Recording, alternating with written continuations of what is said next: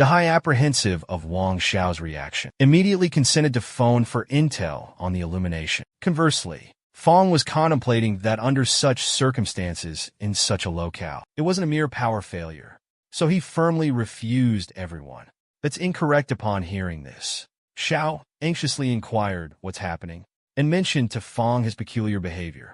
When Fong ignited his torch, he was astonished and puzzled by the events. He was stunned because the Green City Psychiatric Hospital vanished, or had dematerialized. Li Fei then questioned Wang Xiao's location, because she couldn't perceive anything in the blackness and felt afraid. So Wang Xiao requested Dahai's cell phone, to which Dahai replied there was no reception, so it was unusable. Wang Xiao then informed Fong that his influence and standing granted him access to more global enigmas than Fong could fathom. Wang Xiao then analyzed the predicament. 0 bars, dimmed lighting. If he wasn't wrong, every indication suggested a single possibility they might have just stumbled into. Before Wang Xiao could elaborate, Fong, with a sinister grin, revealed it was the domain of the bizarre.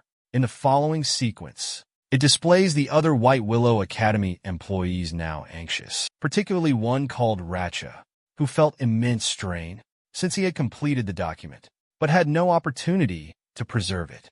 Raka also questioned why this misfortune befell him currently, and it felt like he constantly dealt with excessive labor. In this instance involved redoing paperwork. Dahai appeared and yelled for them to cease their grievances. He instructed them to investigate a potential breaker problem. So Raka sprinted to the entryway to inquire with the security officer. Upon reaching the doorway, the guard questioned if electricity in the structure abruptly vanished. Regarding everyone's safety, Rocco replied affirmatively, stating everyone was all right, but they were annoyed about potential extra work. The watchman then mentioned checking for an electrical fault. However, Rocco blamed Zhao for the problem. The scene shifts back to the school, where the other employees were also anxious. A student named Jelly hovered her hand over her cell, attempting to verify something. She puzzledly inquired about the situation and why her phone's illumination was faint. So Fong asked about any grime on her phone, recommending she clean it.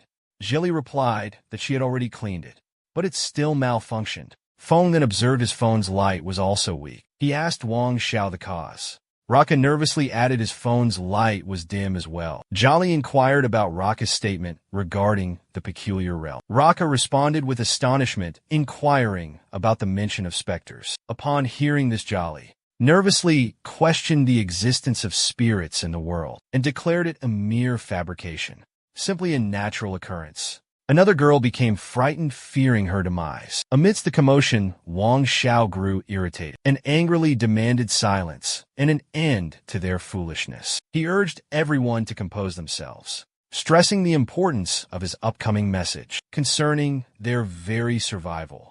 Upon hearing this, everyone was stunned, their faces filled with questions for Wang Xiao. Wang Xiao revealed the existence of spirits in their world, explaining that the peculiar realm was a ghostly domain, an alternate reality, the spectral plane, the phantom territory. Wang Xiao's words left everyone in shock. Raka inquired about the security guard's location. He went to inspect the electrical panel and hadn't returned. 3 minutes had already passed. Wang Xiao nervously replied that in the supernatural realm, regular people must exercise extreme caution and refrain from breaking the specter's deadly rules. Doing so is no different than courting death. Dahai trembled upon hearing this. He asked Wang Xiao what their next course of action should be. Wang Xiao said they needed to act quickly and discover an escape from the paranormal dimension. Otherwise, the spirits would annihilate everyone. The environment abruptly shifted for everyone. They were stunned by this sight, wondering what suddenly altered their surroundings. Even Fong didn't reveal it.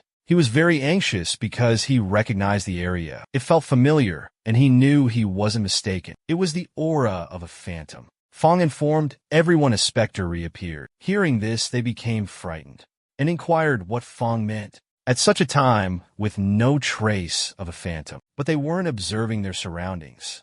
And unnoticed, Jelly was assaulted by the apparition.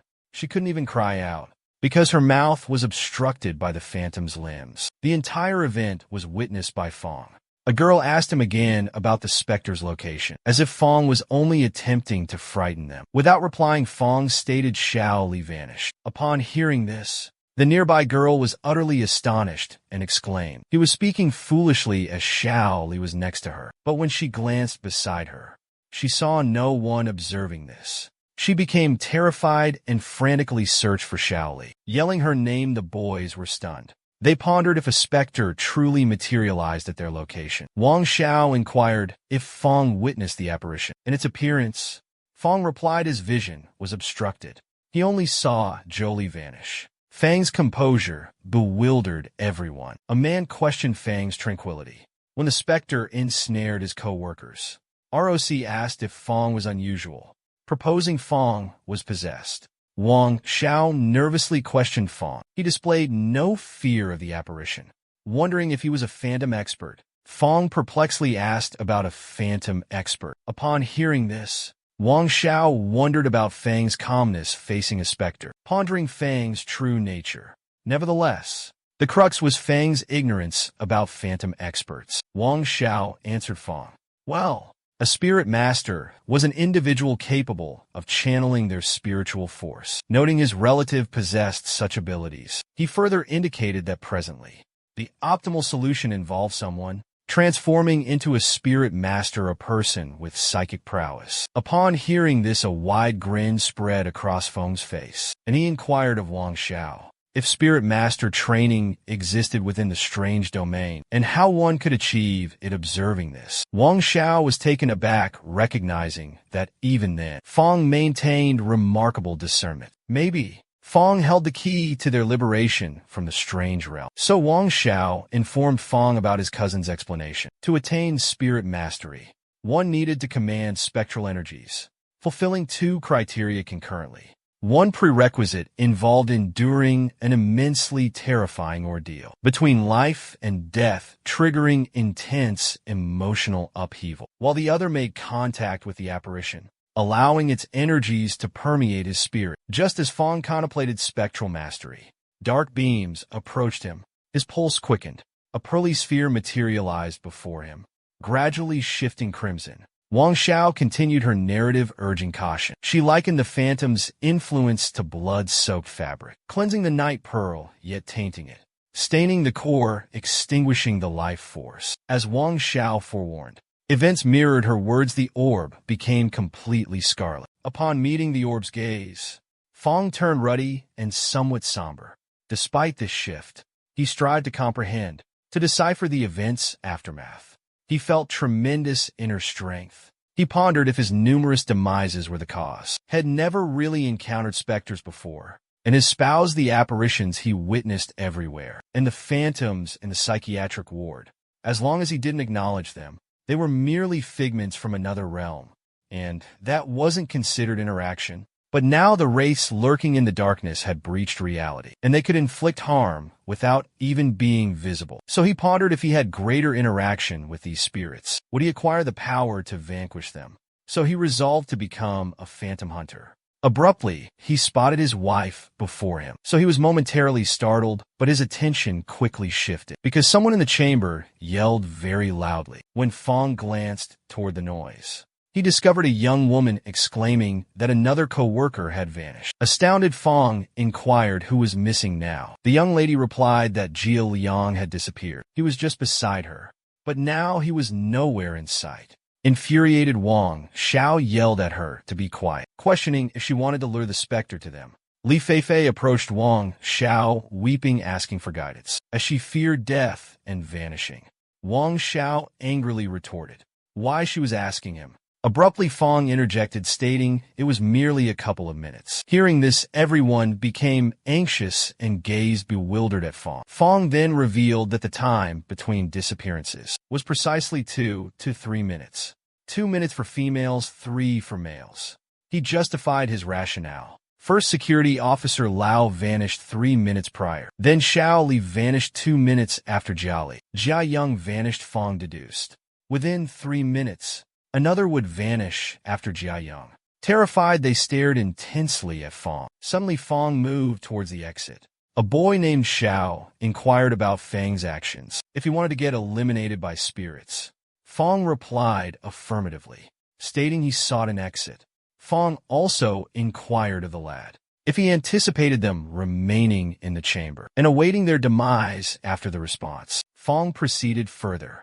Unexpectedly, Wang Xiao angrily yelled for him to halt immediately. Wang Xiao then questioned if Fang heard him. Instruct everyone to remain stationary, to not act independently, wondering if Fang was unable to hear.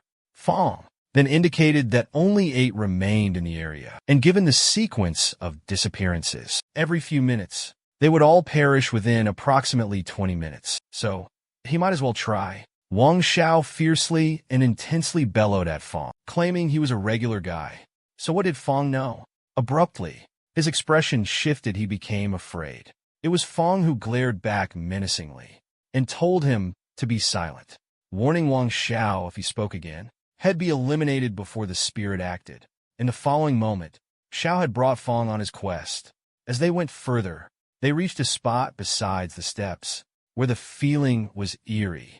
Xiao grew terrified at the sight, and asked Fang why he felt uneasy, and why they hadn't found the stairs. Fang shushed Xiao with a finger to his lips, telling him to be quiet. He assessed the situation, observing an odd glow ahead. Nearing it, Fang's memories ignited. Remembering the light strongly resembled the Qingshan Sanatorium, he questioned if it was truly the Qingshan Asylum. Fang was shocked. Abruptly, Xiao came closer, shaking, hugging Fang, asking if he was seeing things. He inquired where they were, why they weren't at work. As planned, Xiao also asked why the location felt like a clinic from a scary film. Astonished, Fang asked if Xiao also perceived the infirmary. Xiao affirmed yes, adding he saw the institution's long hallway. Hearing this, Fang grew uneasy. He neared the wall displaying bloodstains. Examining them closely, Fang deduced it seemed the present asylum had merged with reality, like the strange beings they'd met.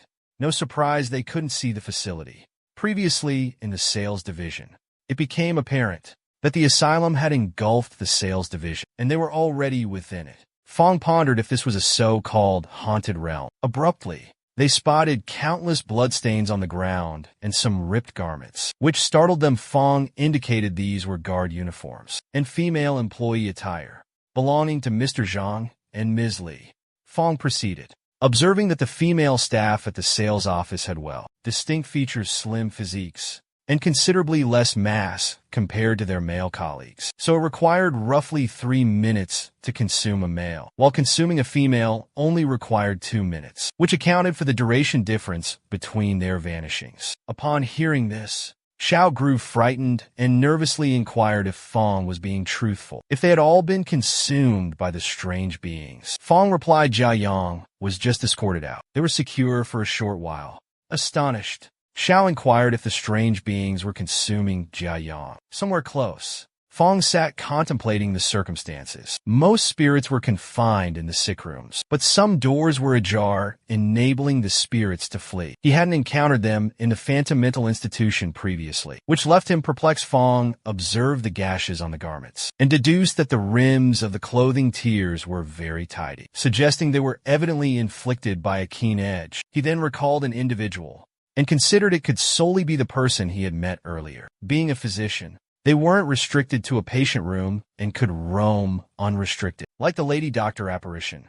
As Fang pondered her, the Lady Doctor specter descended from above and floated at his side. Fang sensed her presence, and his eyes turned crimson. Abruptly, when Fang glanced back, nothing was there. The atmosphere grew darker and more terrifying. Slowly, they heard eerie noises.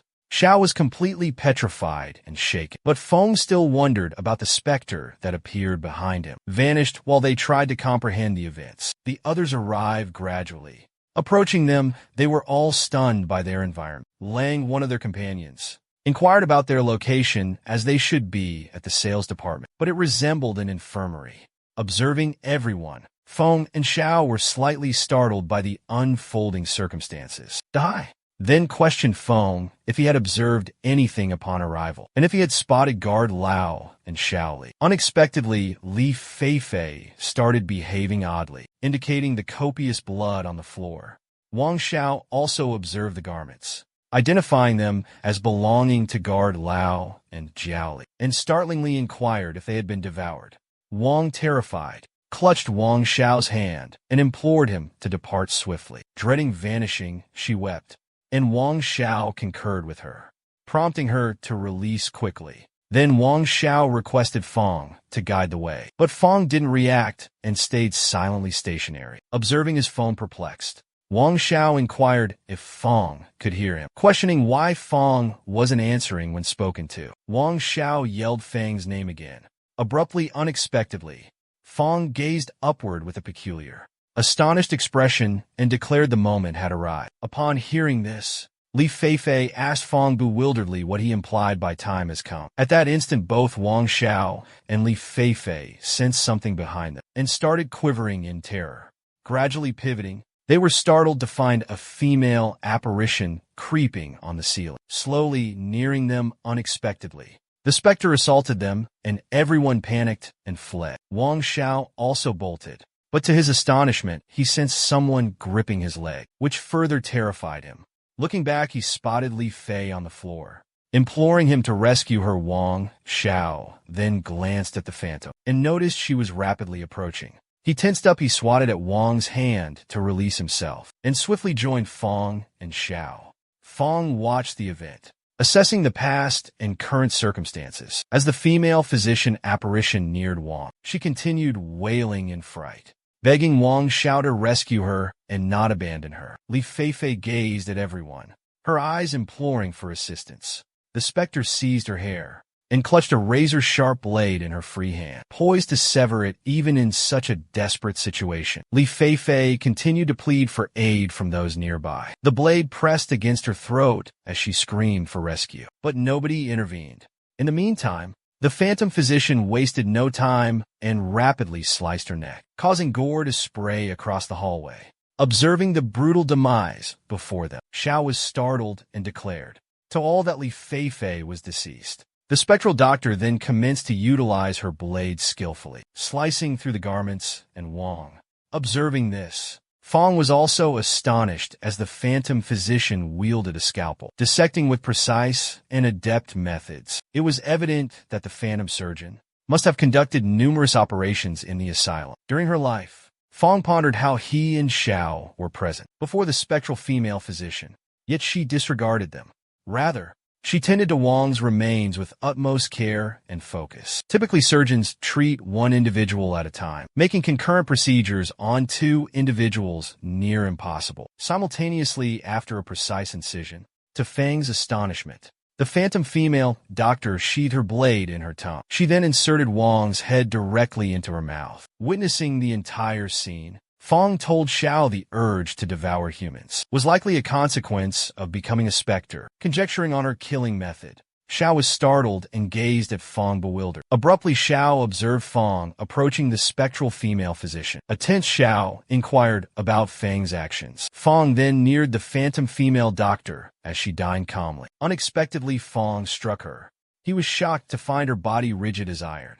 Blood trickled from his hand after the blow landed. Later, he pondered on all the specters encountered thus far, wielding powers utterly overwhelming to mortals, making humans resemble insignificant insects in their vicinity. Maybe, he mused, only becoming spiritualists could alter their predicament. Nervously, Xiao urged Fong to flee, but Fong replied that the female physician Ghost elimination method targeted a single individual, each time dissecting with a scalpel, then devouring. In other words, while she dined, it was the safest moment. Xiao noticed the female Dr. Ghost nearly finished her meal. Fong told Xiao to relax, noting that while Li Feifei appeared thin, there was ample meat in all the right places, and her flesh could suffice for at least 3 minutes or longer. Thus, there was no need to hurry. The sound made Xiao recoil and retch. Fong then relayed that Wang Xiao remarked that to be a spiritualist meant letting spectral energy permeate one's essence. Within the eerie realm,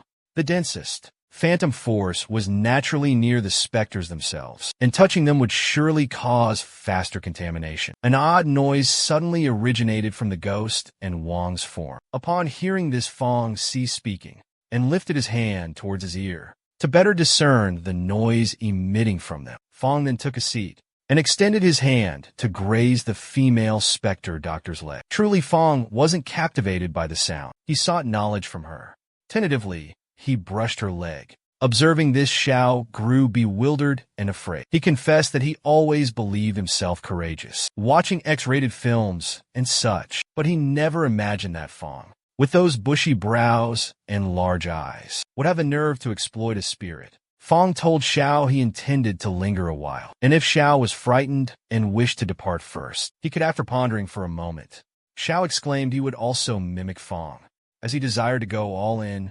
Xiao then nervously neared the ghost and gazed at her legs. Slowly and cautiously, Xiao grazed her leg. In the instant he did, he sensed a frigid feeling. He informed Fong it was chillier than anticipated. After a brief period, Xiao revealed to Fong he hadn't detected any response or shift in his physique. He inquired if Fong had encountered any alterations in his own form. Fong replied negatively. Xiao felt quite timid while brushing her leg, but he was reluctant to withdraw his hand. He informed Fong he would proceed. Xiao revealed he never imagined his first encounter with a woman's leg would involve a spectral being. He also noted those extended limbs were greater than his lifespan. Upon hearing this, Fong deduced Xiao possessed remarkable resilience. Despite initial fear, Xiao was now jesting, suggesting hidden capabilities. Fong then examined his phone and informed Xiao a minute had passed since the leg contact began. He proposed after an additional 30 seconds, they would flee, allowing ample escape time. Xiao concurred with the strategy. After the interval, Fong sprinted, urging Xiao to hasten. Mid-stride, Xiao inquired if Fong believed they could outpace the specter, and if Fong had prior experience in the psychiatric ward. He also pondered how Fong possessed such intimate knowledge. Fong offered no reply, but commenced reflecting on his initial entry to Chongshan Psychiatric Hospital, prior to observing the general arrangement and certain pathways within the edifice presently. They could utilize the topographical benefit to generate separation from the lady physician. Abruptly, as Fong was in motion, several strands of hair materialized before his countenance. Observing this, he became apprehensive, recognizing it belonged to the phantom female physician pursuing them. In that instant, Fong questioned how it was feasible. He then contemplated if he miscalculated the termination sequence, as there should have been a minimum of 120 seconds of flight time. So why did she overtake them so rapidly? Then he recalled Wang's corporeal mass. Unexpectedly, upon glancing rearward, he was startled by an observation. The issue was Li. Fei had utilized silicone pads to simulate breast growth. Thus they were artificial. The spectral physician gradually encircled Fong. In that instant, Fong deduced that the initial post-mortem lacked silicone. It was Fang's turn to be eliminated by the phantom doctor. To his astonishment, he discovered himself drifting across an unfamiliar landscape. He eventually opened his eyes and was startled to realize he had reverted to existence number 20. However, the unexpected turn was he didn't transition to his wife's perspective. On this occasion, he was restarting from the second he contacted the specter's leg. He was also amazed at the time, while Xiao proclaimed a frigid sensation upon touching her leg. Fong then pondered if the mortality rewind functioned on a trigger basis. Similar to a video game, Stage 1 was near the housing district, and Stage 2 was the Qingshan Psychiatric Clinic. Having cleared the initial stage, the secure location shifted to the next stage. He checked his phone. 1 minute remained, showing 30 seconds on the clock. He recalled his previous demise due to silicone. Determined to avoid repeating the error, Fong rose and tugged Xiao's hair, prompting him to release his grip. Xiao reacted oddly, questioning Fong's abrupt departure after a single touch, being his inaugural thigh contact. Fong clarified that both prior to and following contact, Li Fei consisted of silicone. Thus, the flesh volume couldn't endure prolonged contact. Xiao was stunned, comprehending the substantial size. They began running. Fong directed Xiao downstairs. They observed everyone else fleeing ahead. Fong pondered their lingering presence. Even Wang Xiao appeared anxious. Wang Xiao sprinted, gripped by spectral terror, unexpectedly astonishing everyone. Fong leaped from the third-story steps to the second story. This terrified Gao, who pleaded with the specter to leave him be. Upon seeing Fong, the Hai felt somewhat eased, yet still yelled at him. conveying his fright after mistaking them for spirits. Meanwhile, noticing their proximity, Xiao became perplexed and inquired about their slow pace. In reply, Xiao angrily questioned slow and declared they had descended at least 20 levels, wondering about the building's extensive length. Lang then inquired about Xiao's rapid speed. In answer, Xiao insisted it couldn't be 20 levels, since they had only descended 3. Before encountering them upon hearing this, they were all astonished, and Lang cautioned Xiao against speaking foolishly at a crucial moment. He menaced that further senseless utterances would result in a severe beating. Unexpectedly, Xiao interjected, revealing that the specters were creating barriers. He then put his hands on Lang's shoulder and divulged that his relative had informed him that the apparitions' energy could conjure illusions, perhaps leading them to fabricate barriers. He also noted that individuals encountering specters building walls would rotate endlessly and remain trapped. This clarified why Fong and his companions reached them rapidly, as they had been turning in circles. Upon hearing this, everyone grew anxious, while Fong pondered the meaning of the phantom constructing barriers. Witnessing their heated debate and rumination, Fong opted to intervene. He approached them and proposed that anyone with an extra belonging should toss it down as an indicator. Xiao concurred, encouraging everyone to designate their locations swiftly. After everyone discarded their peculiar objects, Feng directed everyone to proceed downstairs to investigate. They all gradually descended, and after traversing 2 levels, Xiao abruptly requested Feng to halt. Feng inquired about Xiao's distress and reason for halting. Lang observed intently and was stunned to find the discarded objects as indicators before them. They began yelling, recognizing Fang's lighter and the girl's currency. Among the belongings, Lang proclaimed his belief it was finished. Understanding they were genuinely trapped within the specter's deceptive barriers, he questioned their course of action, knowing if the phantom overtook them, they would perish instantly. Fang retrieved a marker and started contemplating. Meanwhile, Xiao yelled at everyone, implored them to cease bickering, as his relative had stated that mortals couldn't flee the specter's deceptive partitions. To resolve the predicament they comprehended, they needed to utilize spirituality to discern the facade. Xiao then inquired if anyone possessed something spiritually illuminate. All eyes fell on Xiao, with puzzled looks on their faces.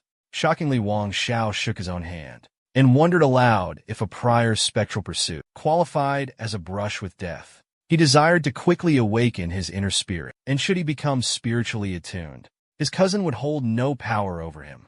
The others began to ponder how to assess their own spiritual potential. Lang proposed they emulate Xiao's method. Everyone mimicked Xiao's actions, observing the group follow Xiao. Fong became exasperated by their lack of direction. Remembering his past asylum exploration, he knew the stairwell's exit was right. Unable to pinpoint their building, he assumed the layout was alike. Xiao saw Fong occupied and inquired about his current activity. Fong, preparing for the exploration, believed that rather than engaging in futile supplications, he should focus on seeking evidence.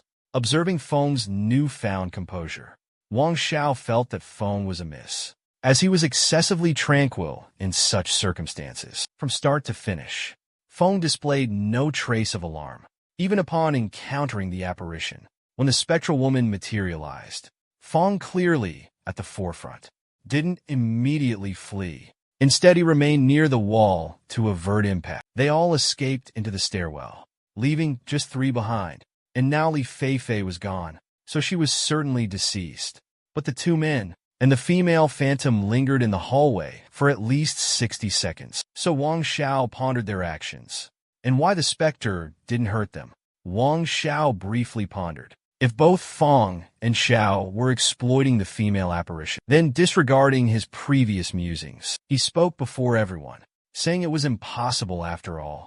She was a phantom. Upon hearing this, others were perplexed by Xiao's behavior. Abruptly, Fong placed his hand on the adjacent wall, leading Xiao to inquire about his actions. Xiao even requested Fong to educate him, proposing he could also assist. Gradually, Fong descended, grazing the wall to the count of 15. He halted, astonished to have located the entrance. Xiao, observing the metallic portal, was awestruck by Fong and commended him. Meantime, Wang Xiao was startled to discover a doorway in such a location. And remarkably, he began reciting those phrases repeatedly. Witnessing this, Fong approached him and urged him to relax, assuring him it's clearly a doorway. Nervously, Wang Xiao inquired how to unlock it. Since Fong lacked the solution, he attempted entry, believing it might be their objective. He declared, "Hopefully it's not secured." He twisted the handle. It swung open to their delight. They stepped into a bizarre setting, filled with peculiar elements. The instant Fong unsealed the entrance, everyone rushed in, laughing with relief at their rescue. Fong sensed it wasn't over.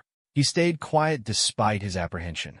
Those around him poured into the chamber. Shoving him aside, only Zhao observed his stillness. He curiously questioned Fang's immobility and his composure amidst peril. Upon hearing this, Fong chuckled at the idea of facing peril, as they were all preoccupied with self-preservation. Curiously, when they encountered the spectral female physician, there was no need for hasty retreat. While everyone rushed past them, a lone lad remained. He approached them and implored them to flee or step aside, begging not to be used as a human barrier if they sought death. So in reality, Fong remained stationary, because he wanted to ensure he wasn't the final one. In this manner, it would be advantageous for him to graze the female doctor's leg and awaken his spiritual essence quicker. He also divulged that there were instances of apparitions absconding from the asylum, and not encountering them previously was simply fortunate. So it was peculiar to stumble upon one directly. Elsewhere, everyone was fleeing to escape. But abruptly, Wang Xiao yelled and commanded everyone to halt in their tracks. He halted them due to an obstacle. Two paths lay before them. They were uncertain which route to proceed on.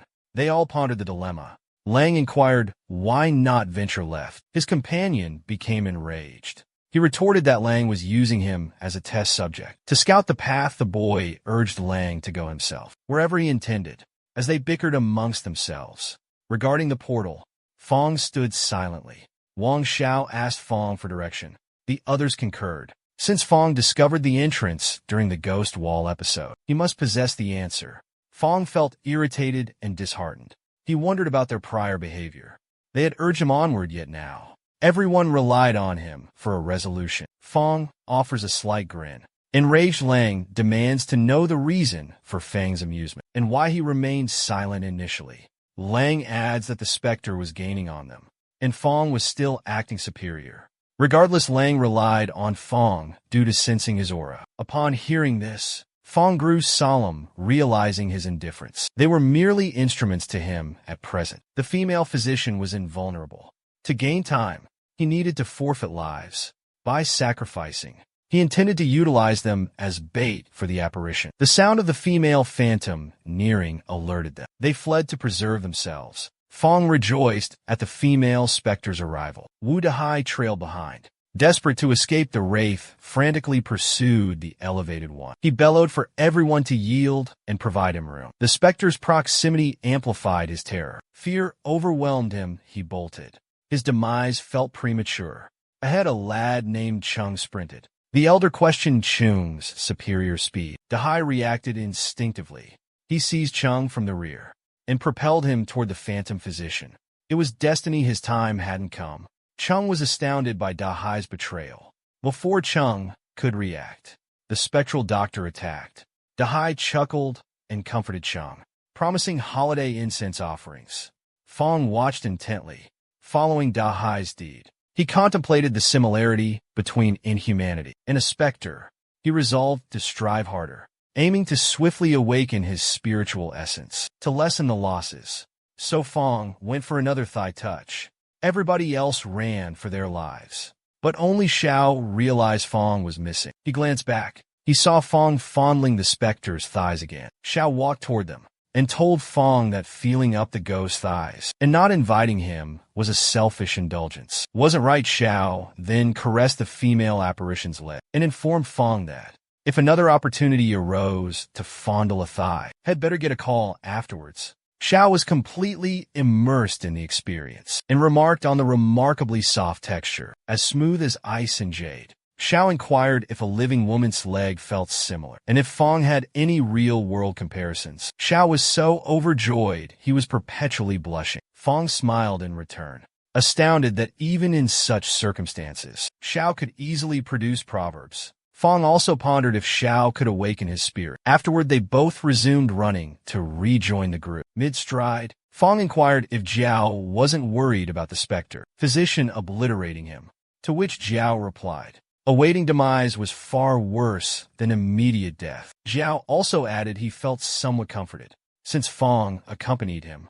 Upon hearing this, Fong was slightly taken aback and speechless. Arriving at a location, Xiao requested Fong to check if it was an inn. When Fong noticed it resembled a hotel, his stomach rumbled. He confessed he missed dinner due to extra work, and all the sprinting intensified his hunger. Despite his famished state, he craved nourishment. Unexpectedly, Xiao cut Fong off and informed everyone that eateries typically had rear exits. He suggested everyone search around. Xiao also cautioned Xiao against rushing to find nourishment, as they should prioritize locating the egress. And once outside, Xiao pledged to treat Xiao to a lavish spread, surf and turf. He even proposed to provide some female companions for Xiao if desired. Fong then glanced back at Dahai oddly and remarked to Xiao that he feared he lacked the fortune to partake. Abruptly, Dahai moved very near Xiao and commenced fawning over him. Xiao told Dahai to disregard Fong, as even without an opening, he would create one from thin air. A young woman exclaimed that she located the entrance upon hearing this. Xiao instructed her to remain still as he would unlock it himself. Grinning, Xiao guaranteed everyone that they were now secure. But shockingly, the instant Xiao unsealed the door and they entered, they were astonished by the sight before them. A lone corridor with a single entrance, emitting a faint glow. Fong pondered if a darker setting, the diminishing illumination, implied they were venturing deeper into the spectral realm, less a portal to life. Xiao examined the entryway, informed the group it was unlatched. Fong wondered if they had reached an impasse. As they proceeded through the threshold, they discovered a maintenance area. Xiao grasped the predicament and protested, recognizing the inescapable dead end. Ensnared by the specter, Fong questioned his route, regretting not choosing the left passage. Retreat was impossible, Fong considered. One could be sacrificed for others to flee. The distance to safety is unknown. The number of souls required is a mystery. He pondered seeking the specter and somehow be revived. Zhou grasped Fang's intent. Returning meant encountering the phantom. A meeting with the apparition was certain. Ignoring the caution, Fong contemplated opening the portal. Everyone abruptly discussed the predicament. Whispers arose about being trapped. Some faulted Fong. They attributed blame to Fong. His wrong choice, his lack of direction. Fong should have consulted them. They wondered about the next course of action. Absorbing the words and inquiries, Fong was amused and chuckled darkly. Despite their efforts, they blamed him, implying they were all quite the characters. Fong delivered these words with a hint of irony. Unexpectedly, before Fong could reply, Xiao interjected and exclaimed Brother Fong hadn't coerced them, and they willingly chose to follow Fong. Xiao added it was them who initially inquired about the path. Therefore, faulting Brother Fong for the poor decision was their responsibility. He questioned why, if they were capable, hadn't they decided for themselves? Dahai strangely answered Xiao.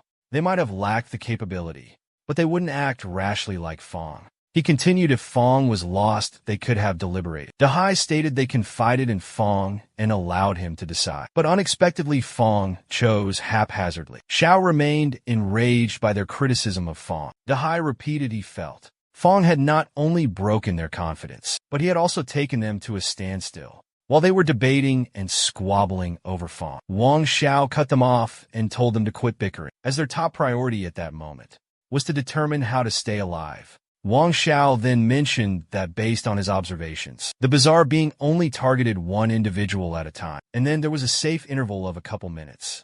So the sole answer was to pick one person, to divert the entity, and provide a chance for everyone else to flee. Upon learning this, Fong chuckled because he knew they were going to select him. And just as Fong had predicted, Xiao went up to him and shoved him, claiming that if it weren't for him, they wouldn't be in this mess. So Fong had to make amends for his errors. Seeing this, Xiao anxiously inquired what Wang Xiao was up to and insisted that Wang Xiao let Fong go. Xiao dashed toward Wang Xiao to liberate Fong from his hold. In return, Wang Xiao beckoned everyone for assistance. Hearing this, Dahai and the others exchanged glances. With uncertainty, Xiao seized Wang Xiao by the neck, keeping him distant from Fong. Stunned by Xiao's actions, Wang Xiao implored him to release his grip, but Xiao remained steadfast. So Wang Xiao questioned Dahai about his inaction and his lack of support. Dahai then stepped forward and separated Xiao from Wang Xiao, despite Xiao yelling at him to stop. However, Xiao couldn't break free from the Hai's grasp. Amidst their struggle, Ador Schlemming Schut echoed. Fong had been abandoned and secured the door himself. However, everyone else assumed the girl was responsible, so she wept, denying any involvement, claiming her innocence. Plus, the darkness obscured her vision. Witnessing Fong voluntarily confining himself, knowing the lady physician would capture him, the apparition startled Wang Xiao, leaving Wang Xiao perplexed. Inquired if Fong was human or the peculiar being. Fong replied, he always figured had lost interest in humans, but they prove more engaging than the bizarre creatures. Fong chuckled and expressed gratitude for making his existence less mundane. His parting words promised a future reciprocation of their kindness. Then the spectral female physician assaulted him. Terror gripped them all. Even Xiao attempted to rescue Fong, but Wang Xiao and company restrained Xiao by securing the door. Once certain Fong was under attack, they fled despite the others retreating. Xiao continued weeping for Fong, adamant that he was coming to rescue him. Meanwhile, as Wang Xiao sprinted, he let out an evil cackle, but when he glanced back, he was stunned to see Fong still grinning, even after a spectral assault, and nearing his demise. Even as he perished, Fong asked Wang Xiao to await him. The scene reverted to their legs touching. The identical events unfolded again. Fong rose, and they both raced downstairs towards the others. However, this instance, Fong wore a sinister, wicked smile, while the others descended. Abruptly, they heard footsteps approaching from above. Witnessing this, Wang Xiao bolted, but to his comfort, Fong leaped before him. Fong kept running toward the entrance, while Xiao questioned their slow pace. The debate resurfaced, but this time Fong counted steps to locate the entrance, ignoring the conversation. As Fong opened the door, everyone inquired why Wang Xiao mentioned hitting a wall. Wang Xiao was shocked Fong located the door and wondered how he discovered the exit so quickly. Xiao cheerfully asked why Wang Xiao was waiting, encouraging him to run while still puzzled. Wang Xiao entered after passing through the doorway. Wang Xiao curiously asked if Fong had a revelation. Fong didn't answer. Reaching the fork, Wang Xiao reiterated how Fong instantly found the door, implying Fong knew the correct path. Wang Xiao asked Fong to guide their escape, vowing everyone would reward him handsomely. Fong replied 1 minute remained. 60 seconds later, the apparition would materialize. Wang Xiao was overjoyed and commented, since Fong knew the specter's arrival time, Fong had become a true phantom master. Wang Xiao told Fong, if Fong rescued him from the spectral realm, had received $5 million. Fong glanced back strangely. Wang Xiao became anxious at Fang's look. Fong said there was no rush before departing. He had something to do. Upon hearing this, Wang Xiao asked bewildered what Fong needed to do now, shocking everyone. Fong struck Wang Xiao in the groin. Wang Xiao yelled in agony and collapsed. Wang Xiao cried continuously. Fong had ruined his manhood. Fong cheerfully told Wang Xiao to keep his 5 million, and thus he should handle his offspring. The repercussions of Fang's choices, and if everyone will be able to believe him again, is unclear. Fong might be capable of explaining his motives for destroying Wang Xiao's eggs, and if he decides to aid the others, relies on his faith in them.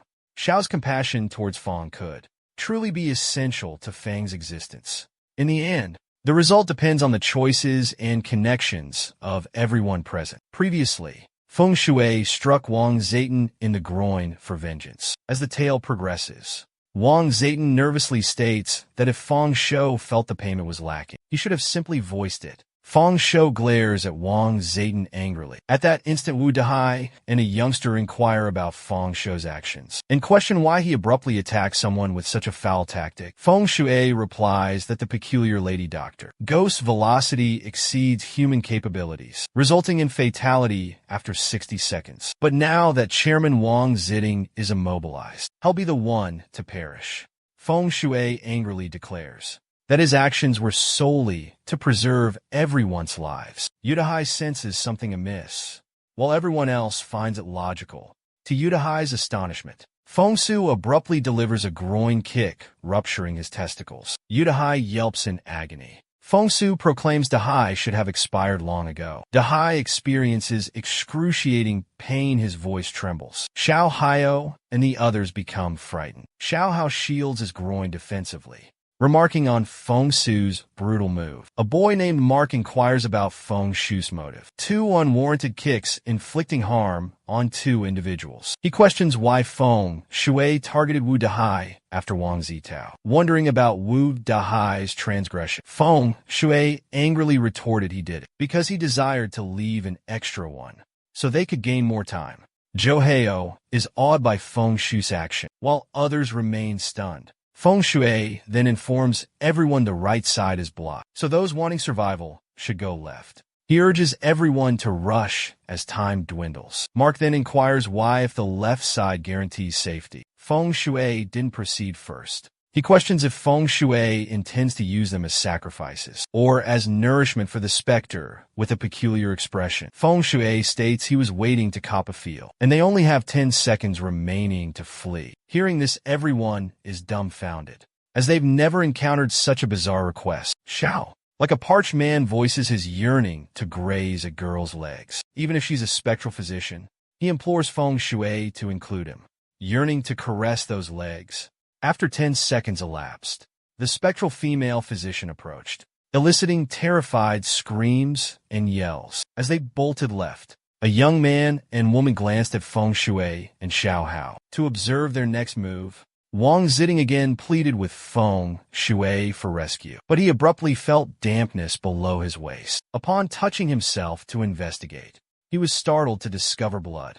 The hemorrhage drenched him. Wang Ziding then resigned himself to his destiny, but quickly attempted to yank Feng Shui down by his leg, screaming that Feng Shui must perish alongside him. Feng Shui swiftly trampled Wang Ziding's hand. Feng Shui reassured Wang Ziding, assuring him he would remain to witness his demise. Wang Ziding began wailing no. However, by that point, the spectral physician swiftly eliminated Wang Ziding. Amazingly, Feng Shui stayed composed from encountering death countless times. He even sampled Wang Ziding's blood splattered on him, face grinning, his initial vengeance taste, which he greatly relished abruptly. His heart pounded rapidly. He chuckled, wondering, could a heart beat so quickly? He recalled his phantom spouse, envisioned the moment, had personally obliterate her, picturing his life's ultimate day. Feng Shui then caressed the specter doctor's legs. Mark and others were utterly astonished, questioning Feng Shui's prior declaration. Head handled the specter's legs. Shockingly, Feng Shui actually fondled a ghost's legs. Feng Shui glanced at Xiao Hao, who stood uncertainly. He then recalled the previous instance, when Wang Zayden and Wu Dahai were assaulting him and confined him behind a barrier. Only Xiao Hao wept for him, attempting to rescue him. Xiao Hao became frightened when Feng Shui glared at him with wrathful eyes. But to his astonishment, Feng Shui extended his hand, requesting Xiao Hao to approach and accompany him. Abruptly, Mark and the girl yelled, "Spectre!" and fled. Even Xiao Hao wavered to near Feng Shui, due to apprehension at that juncture. Feng Shui recognized that dying 21 times had taken its toll, his thoughts consumed by vengeance and insanity. He could sense it. Feeling emotions was now a struggle, his human side fading away. Feng Shui pondered how he and Xiao Hao differed. Xiao Hao wasn't interested in touching the specter's legs. Feng Shui decided Xiao Hao's reluctance was fine. He wouldn't pressure him. Xiao Hao unexpectedly spoke up. He told Feng Shui his upbringing was unremarkable, his looks plain. At the sales office, he was always overlooked. Only Feng Shui befriended him, genuinely treated him as a companion. Xiao Hao smiled and expressed his faith in Feng Shui. Despite his terrifying appearance, looking like a butchered hog, Feng Shui, expressionless, began to move. Xiao Huan grew anxious and started apologizing, claiming he didn't intend to label him a pig. But to Xiao Huan's astonishment, Feng Shui shifted to adjust his stance for brushing the specter's leg, creating room for him. Xiao He Zero then placed his hand on the female phantom physician's leg and commenced moving his finger around. Sensing their heat, Xiao Hao then inquired why Feng Shui opted to target Chairman Wang Ziting and Director Wu De. He Feng Shui answered that the velocity of that peculiar being was well beyond human capacity, and one needed to exchange lives for moments. Feng Shui then questioned considering Xiao in a prominent standing, who Xiao Hao believed they would forfeit as dispensable. Feng Shui, who had disagreements with them, or Xiao Hao, who had consistently been disregarded. Xiao Hao was poised to reply, but prior to him being able, Feng Shui cut him off, requesting him to remain silent. Feng Shui then probed Xiao Hao if he could detect a trace of chill penetrating his form. Xiao Hao initially gazed at Chun, then nervously answered no, stating he experienced the same sensation. Feng Shui exclaimed it wasn't a trick. He genuinely sensed it. Feng Shui then considered it might be the spectral energy influence. Feng Shui felt a peculiar type of air within himself and questioned if the phantom energy was too faint, that he didn't detect it when contacting the legs earlier, or if it neared a crucial juncture. Abruptly, Feng Shui became dumbfounded, deducing it could be the prelude to igniting his spiritual awareness. He then observed Xiao Hao repeatedly shifting his hand. Xiao Hao then inquired Feng Shui what frigid air was permeating his body as he solely felt the legs, and if his hand placement was incorrect. Feng Shui couldn't respond. Xiao Hao urged Feng Shui to flee the apparition as moments dwindled, but Feng Shui advised patience, as manager Wu Dehai still remained a spirit meal. Furthermore, his spiritual awareness was nearing ignition. Hearing this, Xiao Hao became anxious and inquired about the sensation of spiritual awakening and why he remained unaware. Feng Shui replied, despite Xiao Hao's prolonged spectral contact, he lacked true life or death encounters. Thus his mindset was insufficient. Consequently, he remained unwondrous. Xiao Hao grew perplexed and pondered when Feng Shui had faced mortal peril. Having always accompanied Feng Shui remarked on Wu Dehai's considerable girth, allowing Dehai to withstand at least 5 minutes effortlessly, granting them time to contact the female specter's legs for a minimum of 2 additional minutes, leaving 3 minutes for a sufficient escape. Abruptly, Feng Shui sensed heightened energy within himself. Initially, he was perplexed by the events. Later, he sensed unusual energies permeating his being. He pondered its destination, and if it might be entering his consciousness. Feng Shui then considered the mind as shapeless, meaning he could mold its form. A unique transformation commenced within him. His entire being felt energized with tremendous force or spiritual vigor. Feng Shui perceived extraordinary visions before his eyes, his mind conjuring these images. Unexpectedly, he witnessed a crimson entity approaching. As it neared, he discerned it resembled a blood droplet.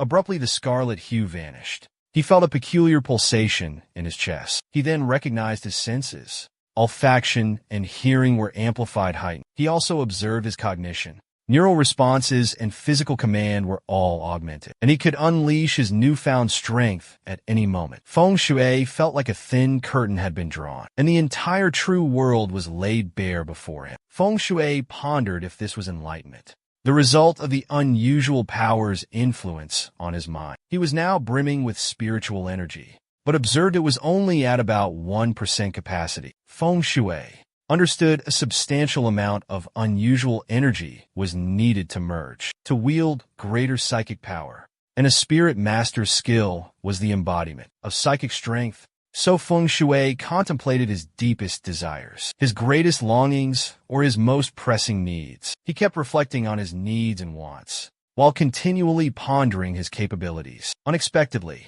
he was overwhelmed by an intense surge of pain. In that instant, he discovered his strikes could inflict pain on the recipient. Feng Shui pondered if his inner being was filled with agony. Was it the suffering the body experiences in death, or the negativity and warped thoughts in his mind? He could make his foes endure his torment, and make them believe it was their own. Feng Shui was overjoyed upon grasping this power and began chuckling, a sinister laugh pleased with his newfound capability. Observing this, Xiao Huan urgently inquired if it was effective. At that moment, Feng Shui wondered if inflicting his suffering on others was the greatest thing imaginable, as it was his heart's greatest desire. Feng Shui then recalled his spouse, seeking her validation if he was correct. Feng Shui was joyful and laughing when he heard someone calling him incessantly. He recognized it was Xiao Hao, informing him 120 seconds had passed. They needed to flee, but Feng Shui told Xiao Hao to retreat slightly, since he wished to test the might of the spiritual realm. Upon hearing this, Xiao Hao excitedly inquired if this implied Feng Shui had transformed into a soul master, as declared by Chairman Wang Zitang.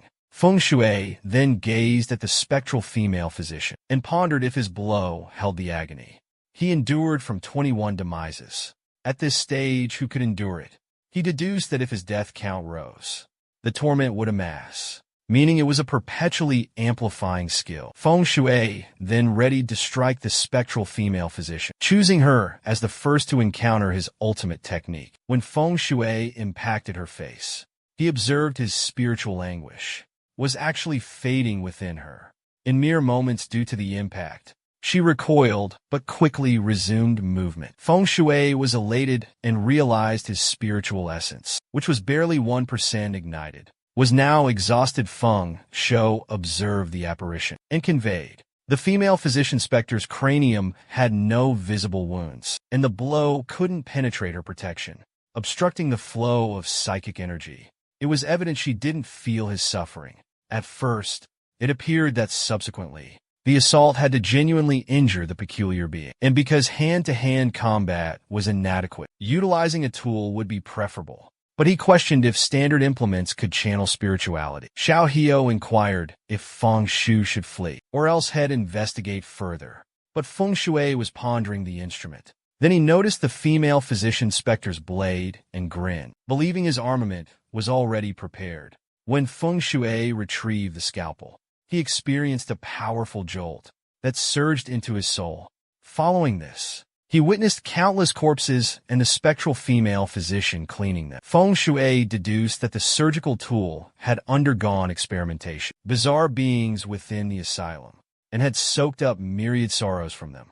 The lady doctor was consumed by its bitterness, transforming into an odd creature herself. This signified that the true anomaly was the blade. He pondered if possessing the cutting tool allowed him to eliminate the phantom female physician. But as Feng Shui moved to take action, he became enraged observing Xiao Hao still fondling her leg. Feng Shui angrily inquired of Xiao Hao to withdraw. Xiao Hao nervously clarified that he had merely grazed it briefly. Feng Shui then forcefully struck the ghostly female physician with the blade. Shockingly, she remained unscathed. Both Feng Shui and Xiao Hao were stunned by this occurrence. Xiao Hao urgently questioned Feng Shui about the blade's ineffectiveness. Despite its precise cutting ability, it couldn't harm her, but Xiao Hao touched her neck, remarking on its softness and pleasant texture. Even as Feng Shui pondered the reason, he realized it needed spiritual essence the scalpel required. Life forced to function, and his was exhausted. Feng Shui grew exasperated, believing his vengeance was momentarily unattainable. Instinctively, he grabbed Xiao Hao and fled. Time was running out. The spectral female physician repeatedly uttered knife and advanced towards Feng Shui to seize it. As they proceeded, Feng Shui observed that igniting his spiritual energy sharpened his senses. He sensed a presence nearby. Feng Shui spotted Mark and Millie, well concealed. Xiao Hao inquired of Feng Shui which exit to choose. Mark and Millie emerged, which frightened Xiao Hao. Millie, weeping, declared her relief at their safety. Mark urged Feng Shui to guide them quickly, as they'd been anticipating him for ages. Xiao Hao yelled at them, exclaiming, they were the initial ones to flee upon seeing the spectral female physician, and now they requested Feng Shui to navigate. Feng Shui pondered briefly and stated it was elementary. They had to test each entrance individually. Hearing this, they were all astonished, and Mark informed him they were pressed for time, so attempting each path sequentially was impossible. Feng Shui abruptly began moving toward a doorway, and Millie nervously called to him, Feng Shou declared they'd wasted enough time, so following him was optional. Suddenly Mark and Millie sensed something amiss and glancing upwards. They were dumbfounded as the phantom woman was practically upon them. Millie shrieked that the apparition was gaining on them. Mark was stunned. How could this be?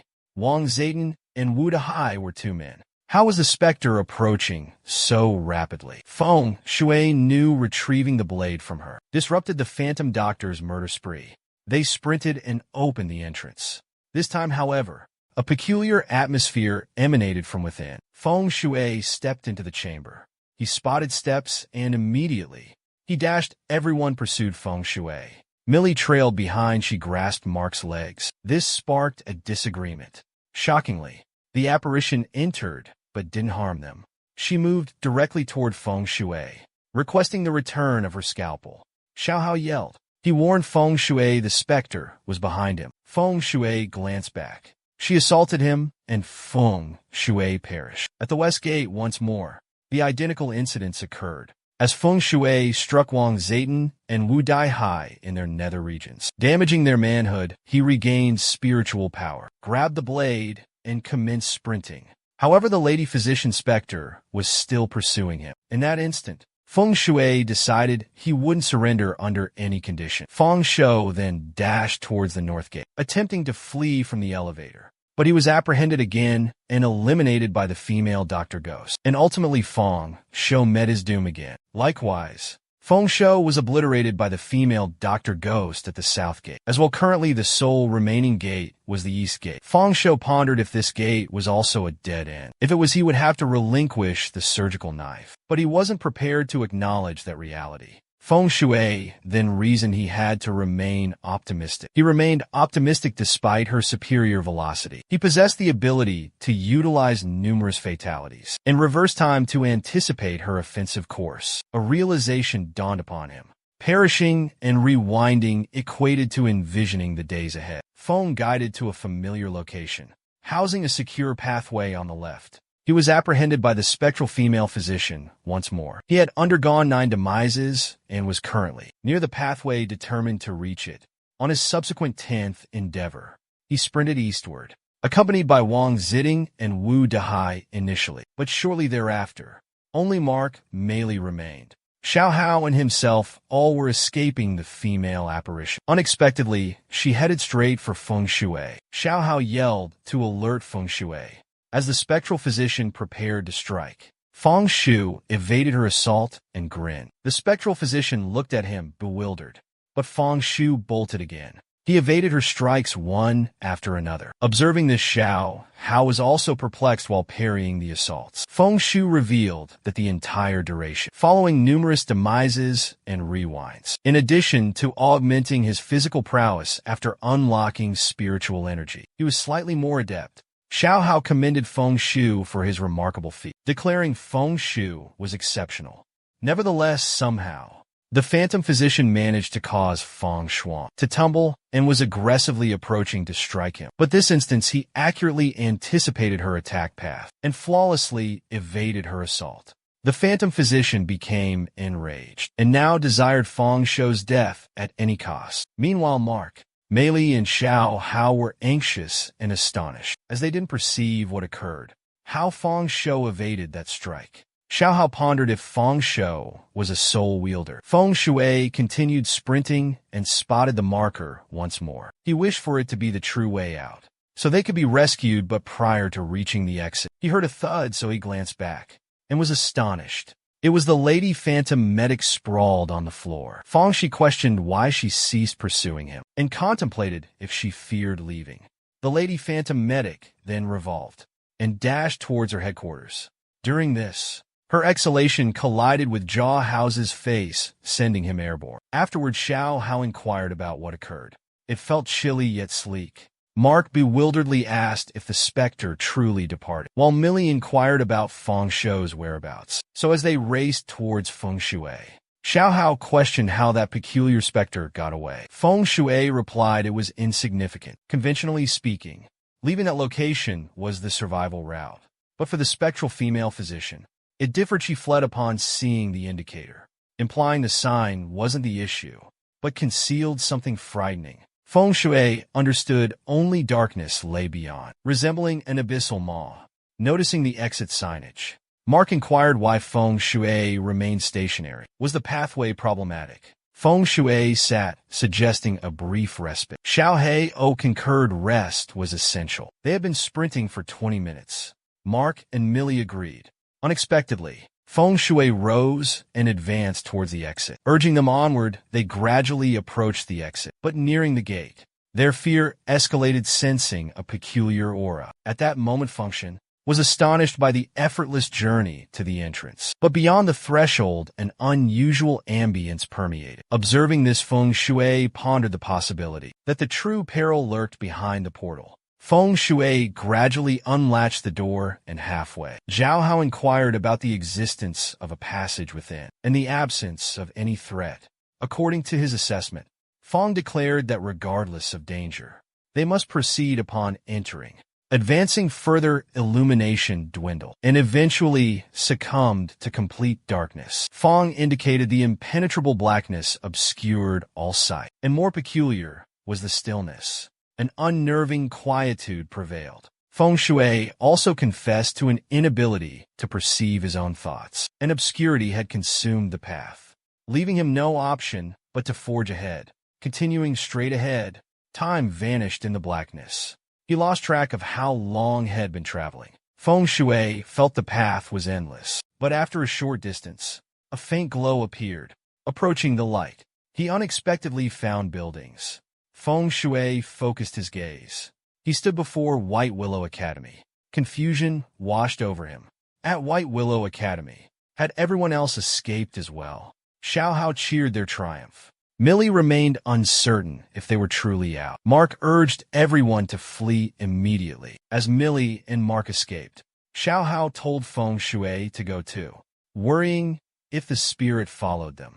Feng Shui sensed something amiss and began pondering what occurred. He abruptly noticed the psychiatric clinic vanished. He then contemplated why solely White Willow Academy remained, and why they hadn't faced any peril.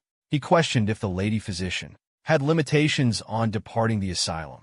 Zhao Hao, weary from handling the specter, proposed to Feng Shui they return home and relax, as they still had employment the following day. Feng Shui, upon hearing this, nervously inquired if work was mandatory tomorrow. Zhao Hao replied affirmatively, stating they would head home, then work the next day. Abruptly, Feng Shui discerned something and commenced shaking, believing it was absent. He started sprinting outside, deeming it improbable for the apparition to have vanished. Yao urgently questioned what was occurring and why Feng Shui was fleeing. When Feng Shui observed the street, life was proceeding as usual. Everyone was occupied with their routines. Upon observing this, he was astonished and began exclaiming the specter was truly gone. Feng Shui conveyed he could reconcile with fleeing without cause. He could rationalize the vanishing of the psychiatric clinic, but the matter he couldn't reconcile with was the vanishing of the apparition. In that moment, Feng Shui was positioned amidst the street, witnessing this. Xiao Hao urged him to come back as it was perilous, but Feng Shui was stressed, contemplating if the apparition vanished, he would be unable to exact his retribution.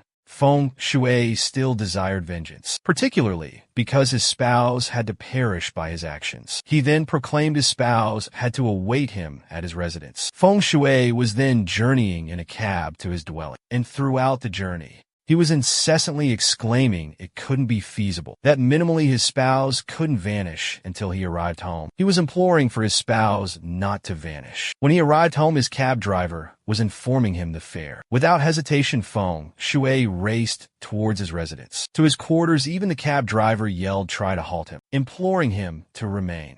But Feng Shui was stunned and yearned to see his spouse. He wished for the entire world to vanish, but not her. Upon entering his room, his wife was absent, and he became heartbroken. He collapsed on the floor, distraught, lamenting she had slain him 18 times, and without her presence, how could he endure the remainder of his days?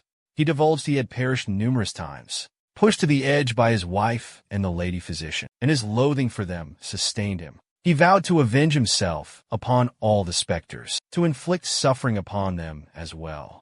But now the apparitions had vanished. The setting gradually transitioned to the following morning, where Feng Shui lay upon the mattress, despondent, pondering where to aim his intense hatred and the purpose of existence itself.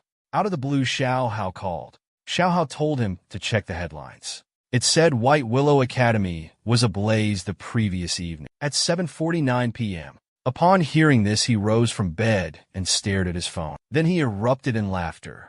He pondered if the death-defying man had perished. He was elated. It signified the enigmatic occurrences weren't over. They were playing a game of cat and mouse. Even a world devoid of enigma might be a facade crafted by secrets. Feng Shui joyfully declared he could reunite with his spouse. In a flash, Feng Shui was bombarded with texts from his representative. Wu Dahai inquired why he was absent. Noticing this, Feng Shui chuckled. He believed Wu Dahai was deceased.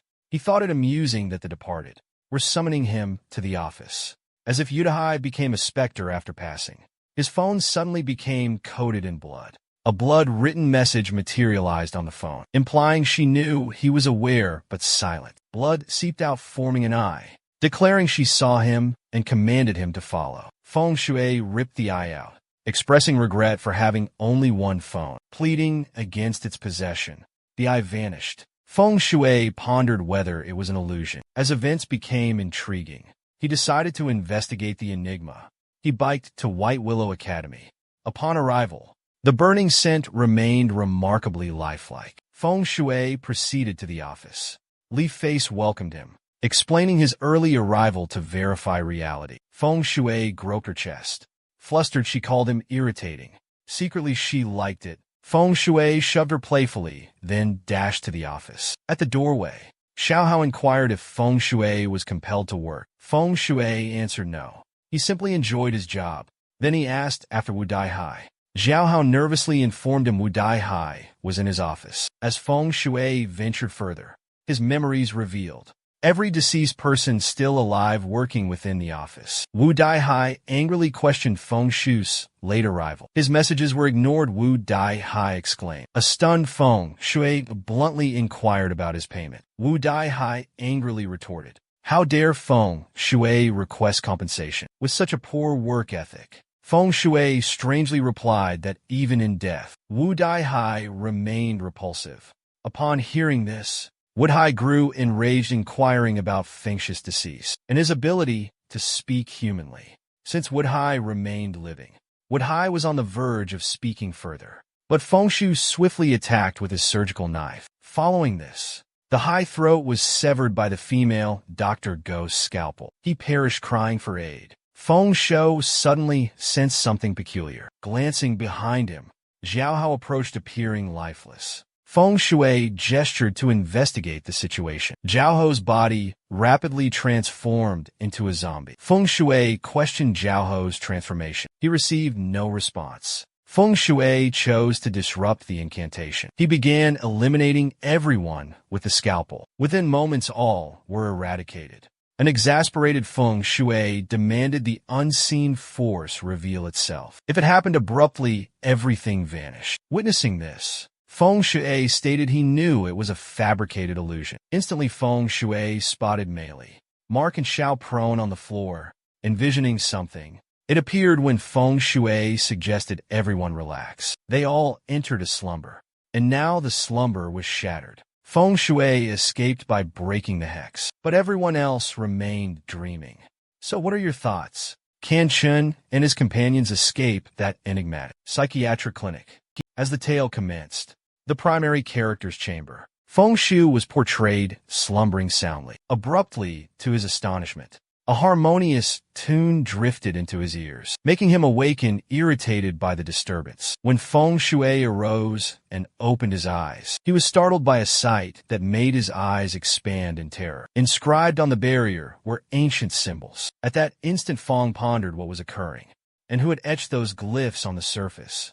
Unexpectedly, those inscriptions vanished, leaving Feng increasingly anxious. He started massaging his eyes, wondering if he was still dreaming, envisioning or imagining what he had witnessed. Once more, he contemplated that the words he had glimpsed were more distinct and more genuine than he had originally presumed. Swiftly looking around, he set his foot down, and recognized that it was not his sleeping quarters. Unexpectedly, Fong arose, wondering his location. Observing the dim and grimy state of the space, he gazed at the surface, anticipating his leftover ramen container, alongside the 2 napkins used to wipe his hands. Shockingly, both vanished.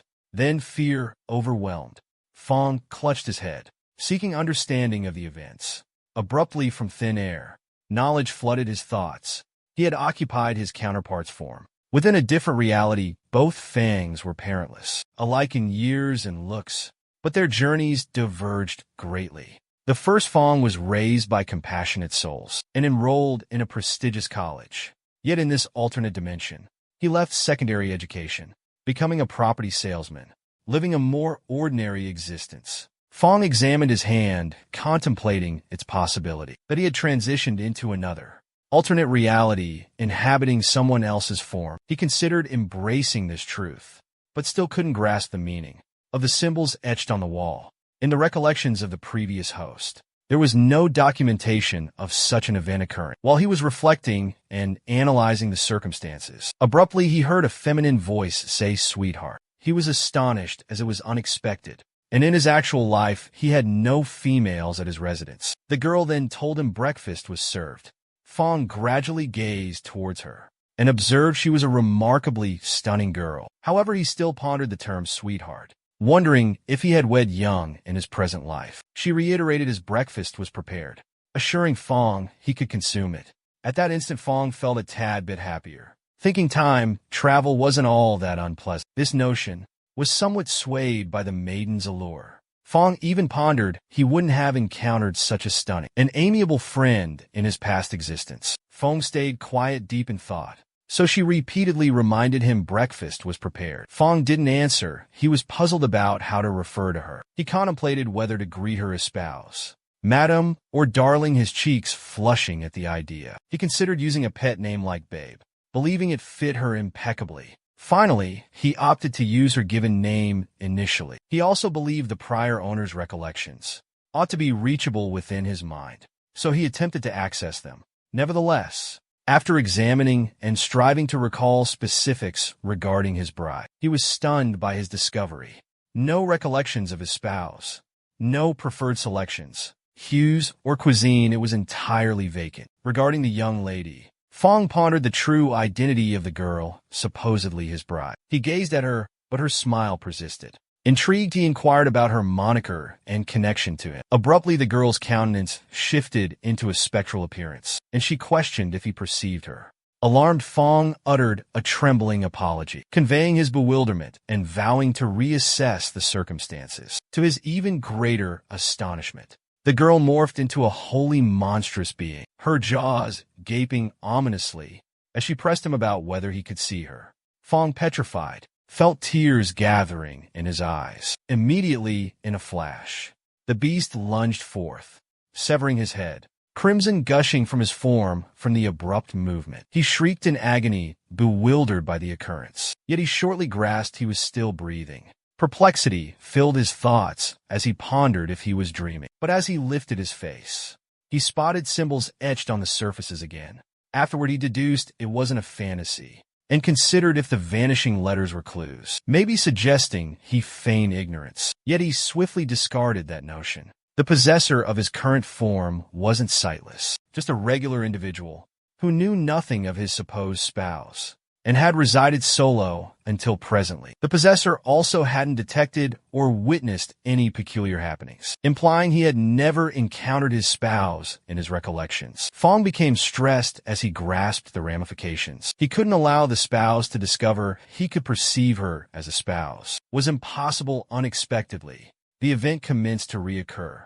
Upon the lass entering the chamber and declaring breakfast was served, his morning meal awaited. In that instant, Fong felt his greatest hope for survival lay in leading an ordinary existence like the prior inhabitants, was to disregard the other individual. Thus, he averted his gaze and continued to dismiss her attendants. She lowered herself to the floor and faced him, inquiring if he was roused as his meal was prepared. Fong made every effort to remain immobile and avoid her sight, dreading that the smallest motion would provoke an immediate assault. To Fang's astonishment, she contorted her features like a specter, compelling him to observe her with widened, dilated eyes. At that juncture, Fong recognized his blunder, and he pondered if the lass was operating under unusual guidelines. The young lady then protracted her tongue, which appeared to possess a considerable span. She ran her tongue across his cheek, inquiring if he saw her. Immediately, she pounced again, severing his head.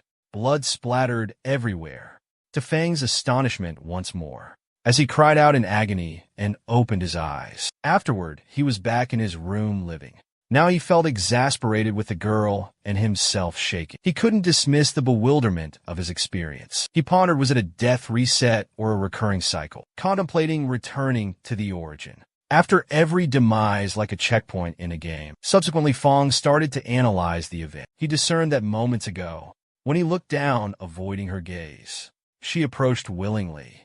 This implied she needed assurance he could see her before acting while Fong was occupied with his phone. The girl again re-entered the room, announcing breakfast. His supper was prepared despite her attempts. Fong stayed completely focused on disregarding her. Unfazed, she tried to grab his attention by calling him sweetheart. Fong believed she wouldn't be fond of him. The instant he had that notion, she replied that she was into him, and recalled he was short-sighted. She even inquired if she was correct about it, and asked why he held his mobile so near, also wondering if he could see her. Fong, in that instant, contemplated if it was improbable to make uncommon actions. Attempting to compose himself, he noted there was no response from her, which left him feeling at ease and joyful. Abruptly, unexpectedly, Fong was astonished because the lass was now within his cellular device, inquiring if she appeared attractive. This instance, he couldn't restrain himself and leaped back in fright. He perceived that the girl had vanished from the telephone. A voice emerged from behind, affirming his visibility to her. She reverted to her monstrous state, poised to decapitate him again. Now, he vehemently shouted yes, acknowledging her vision. He tried to strike her. The girl evaded his blow and severed his hand. Fong shrieked in agony as she lapped his hand. Despite the shock, Fong felt joy and solace. Aware he survived her this time, he smiled faintly but nervously pondered the future. Continuously, he was constantly outsmarted by her. Fong disclosed that even in the sixth resurrection, his wife's sudden proximity still startled him. He fell victim to his own performance, leading to his downfall. The next time, she crushed his face against the window bars. On the eighth try, he desired freedom. Trapped, he was unable to escape.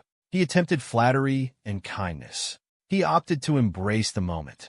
Instead of fretting and weeping, he resignedly agreed under her watchful gaze, permitting another cleansing. After perishing for the 13th consecutive instance, he yearned for demise. He mused, some are living yet lifeless, while others are mad yet remarkably lucid. His demise continued for a 14th time. The tally steadily increased.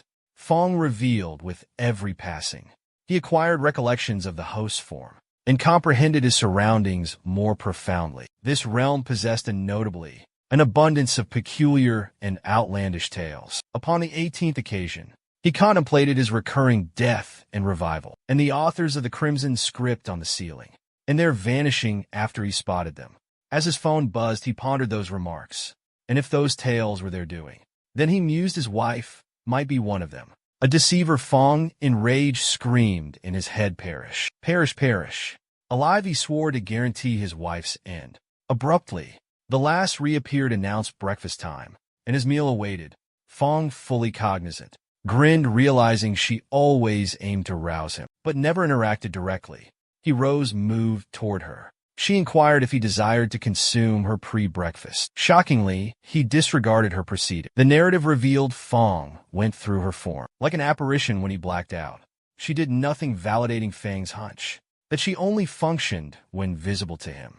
Wearing a disheartened and discouraged look, she inquired if Fong planned to skip the morning meal she had already whipped up for him. Upon hearing this, Fong grinned and pondered that the more alluring a woman, the greater her capacity for trickery. She had summoned him for breakfast, but she hadn't actually fixed him anything. Fong consumed a sandwich, contemplating the necessity of going out. He recognized that without venturing forth, he couldn't acquire knowledge about his spouse or examine the peculiarities of the current reality. The girl's visage materialized on the ground, inquiring why Fong wasn't consuming the breakfast she prepared, and if her cuisine repulsed him.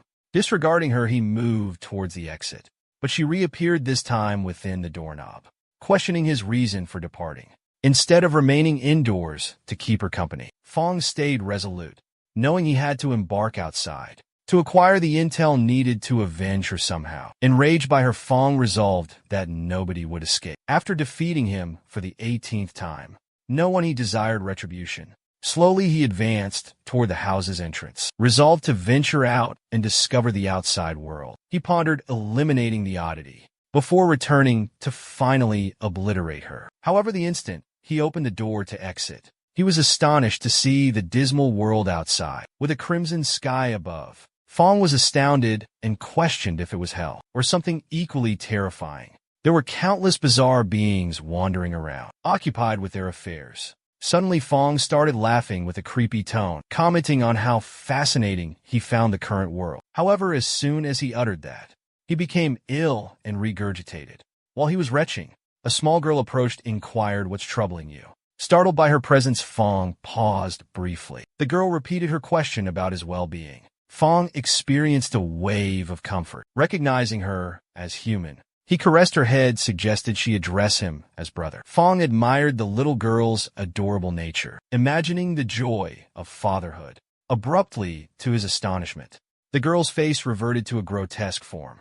She questioned Fong about his perception. Witnessing this, Fong grew apprehensive, and instantly, the environment shifted to a nightmarish bloody scene. Looking upwards, the child became a towering, more formidable creature, brandishing a weapon. The beast charged towards Fong, inquiring about his vision. This time, Fong felt no dread. Instead of anxiety, he erupted in boisterous laughter, finding the circumstances quite intriguing. Compared to before, he much preferred his present state, because he would lack any obligations in the future. When he finally eliminated her, he gestured towards her, yelling that with so many uncanny beings like her present, there was no need to fret over finding an occasion to kill. They all must perish. Fong felt a surge of exhilaration at the thought. However, following his declaration, the girl defeated him again without uttering a word. Once more, Fong was reset for the 20th instance, slumbering peacefully in his chamber. The girl entered without disturbing him, notifying him that it was time for breakfast and he should awaken. Feeling anxious, Fong pondered if consuming breakfast 20 times daily could truly satiate them. The scene then transitioned to some time afterward, where the young girl approached him, tears flowing down her cheeks, and inquired if he could escort her home because she was lost. Disregarding her, Fong continued to scan his environment, seeing that after looking for half a day, the realm appeared full of various oddities. One being had a strange look, without reason, yet possessing hostility. They resembled the air, powerless to influence their surroundings. The other kind looked identical to people, fitting in as close companions and kin, talking to their objectives. The moment they got an answer, they acted like his beloved spouse. Despite regular folks not seeing them, they still play-acted with somebody. Fong pondered its purpose. He suddenly thought that maybe the Airy tried to integrate into human society. Then Fong gradually explored the world piece by piece. He got food and performed his everyday routines. As he purchased something, he pondered with his meager inheritance. Had need to generate income to uncover the world's true essence. Abruptly, Fong got a text from his supervisor. "Wu Dahai." The boss yelled it was already midday, and he wasn't at work. He cited Fang's tardiness count that month. Dahai also questioned about new customer acquisitions. That month, his boss brought it up to deny Fong his bonus and incentives, subtly suggesting, how could Fong expect it without results? Fong recalled the past commission from a villa sale half a year prior. It remained unpaid. He felt a glimmer of hope, believing the payment would offer some relief in this new reality. Fong texted his supervisor, declaring his resignation. Had returned shortly to finalize the White Willow Academy commission. He then biked onward and abruptly reached the White Villa. The location was underwhelming. It seemed infernal. Fong pondered his whereabouts. Was it the sales center? He cautiously entered. A call came and he answered. A voice yelled, demanding why he delayed answering. Had something occurred? It was his buddy. Well, Fong replied he was all right and inquired if they were at work. His pal confirmed, adding their manager, Wu Dai phoned Fong numerous times. Since Fong didn't reply, Dai became truly irritated with him. Consequently, Fang's colleague had to work extra hours to complete Fang's duties. Fong answered that he would arrive shortly and they would chat afterwards. Afterwards, Fong pondered the location, as the whole White Willow Academy had evidently become a psychiatric clinic. But it appeared his companions were influenced by it. He also contemplated whether this clinic would grow spooky once more, which fascinated him while he was deep in thought. He abruptly collided with something. Fong was injured by the collision, but he sensed it was yielding. Intrigued, he extended his hand to feel it, questioning if it was feasible. He had discovered the entrance to the clinic. As he placed his hand on it, he recognized it was actually a young woman's bosom. Startled by the unforeseen contact, Fong flinched, but before he could respond, he got a hard smack from the lass. Instantly, his environment went back to usual, and he noticed the chick whose bosom he had inadvertently touched. The young lady was yelling at him, labeling him a scoundrel, and cautioning him she'd report him. A watchman, spotting the gal hollering, came over and inquired what occurred, and if the lad was Xiao Feng, asking what he did. Witnessing them, Feng was startled.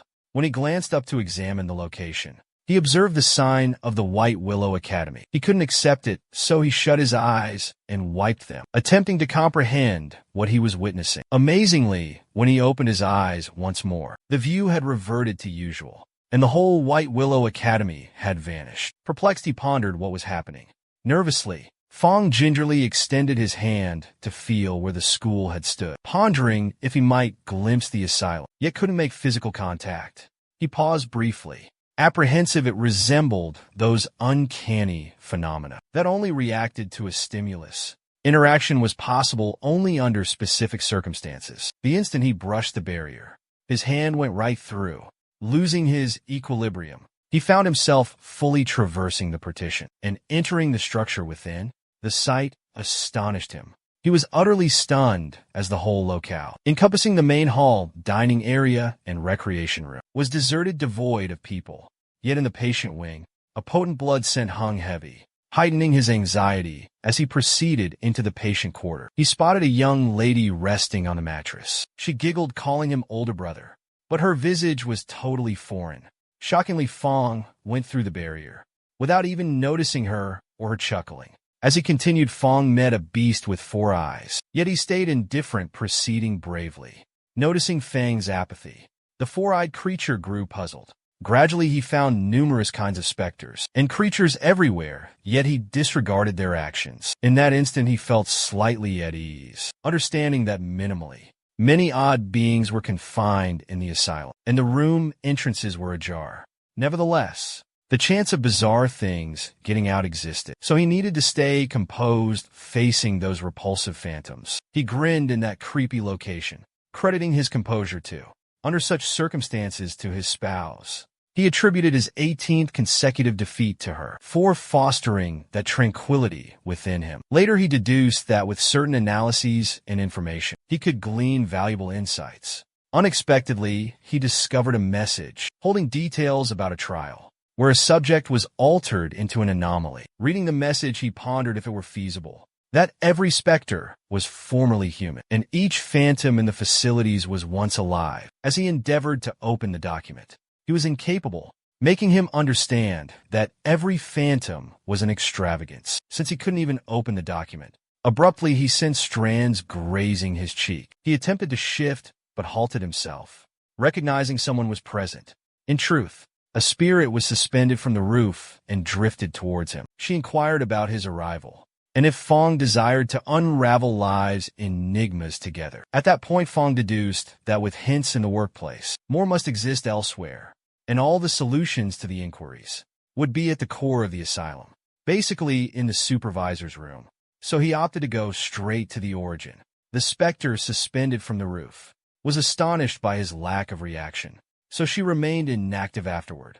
Proceeding further, he found that the asylum office space coincidentally overlapped with the commercial edifice. He also observed no supervisor's office on the ground level, so he chose to ascend.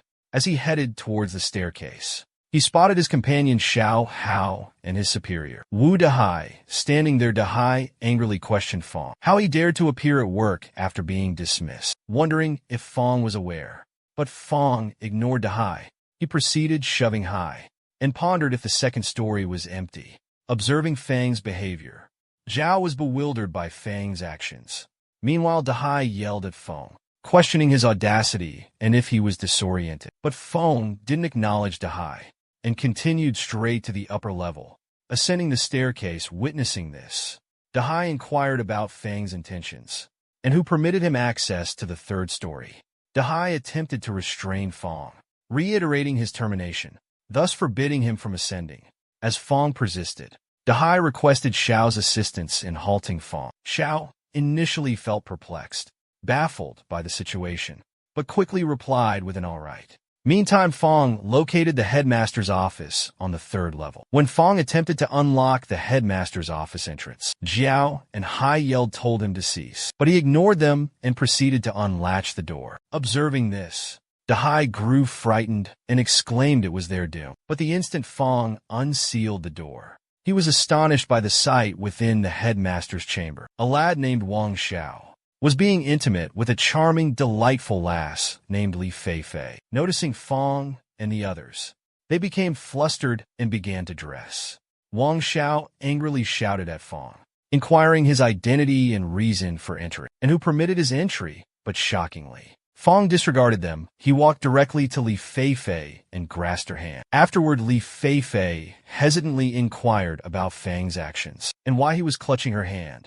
Observing her uneasiness, Fong unwillingly released her as it caused her pain. Wang Xiao, too, angrily told Fong it was a forbidden act. Wang Xiao summoned Hai to sever Fang's hand. Amidst the bizarre circumstances, Fong abruptly shoved Li Feifei away, yelling it was too loud. Li Feifei questioned Fang's audacity to push her, but Fong wasn't even glancing at her. He was intrigued by the note on the table. After reading it, he grinned strangely with a strained expression as he discovered a major mystery concealed within the asylum. The letter addressed Fang's lingering inquiries, and the author was already aware. He arrived seeking solutions. The letter disclosed that everything required was at Green Mountain Mental Hospital. See building room number 520. It instructed Fong to uncover the truth. There he could also select. It was Fang's responsibility to embrace and value fate's present. After perusing it, Fong pondered. According to his intel, Zhou Qingfeng was likely the head of Green Mountain Mental Hospital. Who was this message for? Fong then questioned if Zhou anticipated his arrival. He chose to visit the location specified in the note, but abruptly, as if planned, the area's illumination vanished after the electricity disconnected. Xiao freaked out, and Li Feifei even yelped in terror. But Fong wasn't stressed about the darkness. Li Feifei told Wang Xiao she was afraid. So Wang Xiao suggested making a quick call and asked where the power tripped.